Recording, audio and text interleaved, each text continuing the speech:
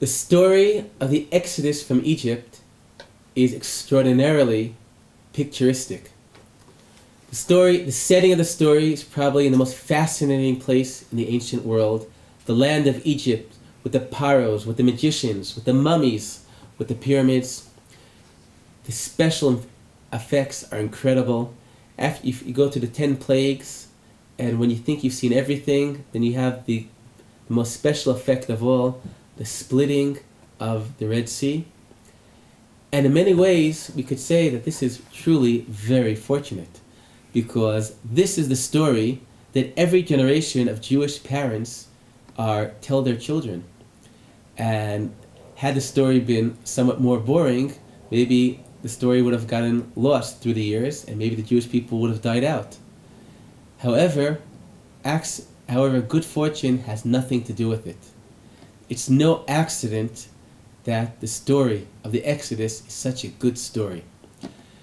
Our Parsha tells us that God hardened Pharaoh's heart, so that Pharaoh would not let the Jewish people leave Egypt until the end of the plagues, until the plagues had run their course.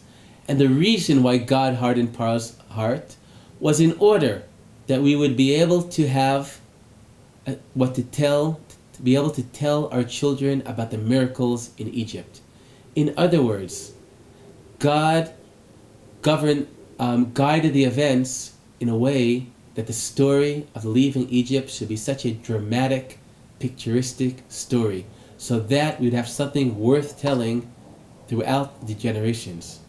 There's a saying of the author Paul Auster that stories happen to people that tell stories. And I think we could have an interpretation, which maybe he didn't think of, that because the Jewish people tell stories, God makes stories happen to them so that they could have what to tell over to the next generation. Now, this story has become essential, a major focus point of the Jewish people's identity. In fact, the Rav Rashi of England, England's Chief Rabbi, Rabbi Yonatan Sachs, has once said that the Jewish people are not a people that have a story. We are a story that has a people. And throughout the generations, our consciousness, the way we look at events, has been impacted through this story of leaving of Egypt. I know when growing up, when at the many rallies and demonstrations I went to for Soviet Jewry, always our feeling was they were participating in a continuation of that same drama of the leaving of Egypt, of standing up to the evil Pharaoh who is not letting the Jewish people go. And we know not only the Jewish people, but other people as well have looked at the events in their lives through the prism of this story. The most famous example, of course, being Martin Luther King in the civil rights movement. I would like to share with you a personal story, or relating to the impact that this story of the leaving of Egypt has on the life of an individual. My wife's grandfather, Akiva Ernst Simon, grew up in a family of German assimilated Jews. His parents, hoping to protect him and allowing him a better life, tried to hide the fact from him that he was Jewish.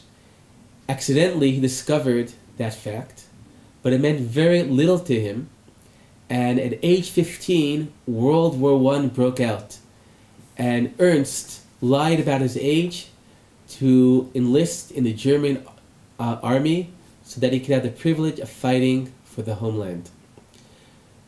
During the war, he discovered the ugly face of German anti-Semitism. And one night he was told that Jewish soldiers have the night off. And he was enough in the army not to ask any more questions, and it turned out that night was the night of Pesach. And the Jewish soldiers were allowed to have a Pesach Seder together. So So Ernst Simon joins for the first time in his life a Pesach Seder, and there's a soldier sitting next to him who explains to him what's happening, and close to the end of the Seder, suddenly he sees that some of the soldiers stand up. Simon asks, why are they standing up? And the soldier explains to him that they just got to the phrase in the Haggadah, L'shana haba'a b'Yushalayim, next year in Jerusalem. And the soldier explained that those people who stood up, they are Zionists. They believe that the Jewish people should go back and live in the land of Israel. And Simon thought a bit and then made the fateful decision of his life. He too stood up, became a Zionist, and in the 1920s he moved to Israel, which ultimately saved his life. I was once visiting in England, and I was at the Marble Arch Synagogue, and I was privileged to hear Rabbi Yonatan Sachs, who I mentioned earlier, the English Chief Rabbi, speak.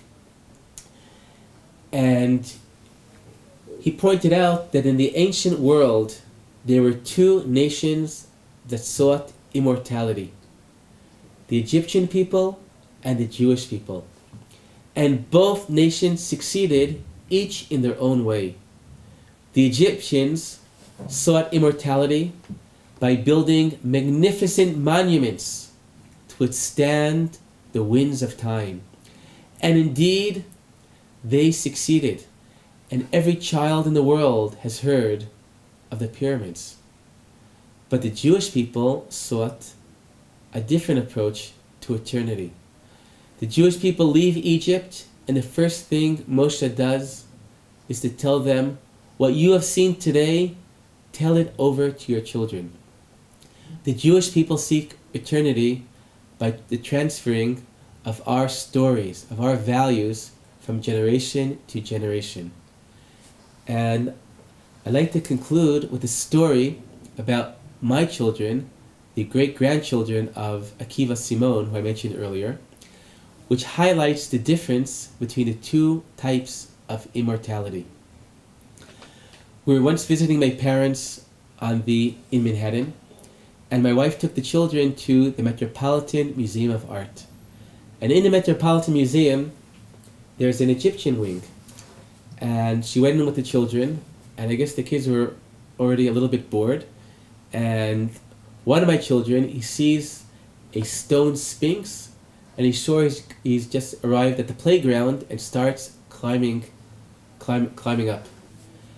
From that moment on, my wife and children had a personal escort of a large black guard who followed them everywhere where they went within the Egyptian wing.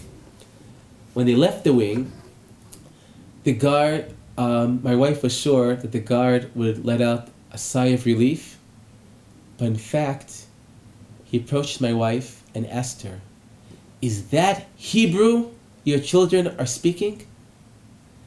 And apparently that guard was a very devout Christian, and he was overwhelmed by seeing little children running around speaking the ancient language of the Bible.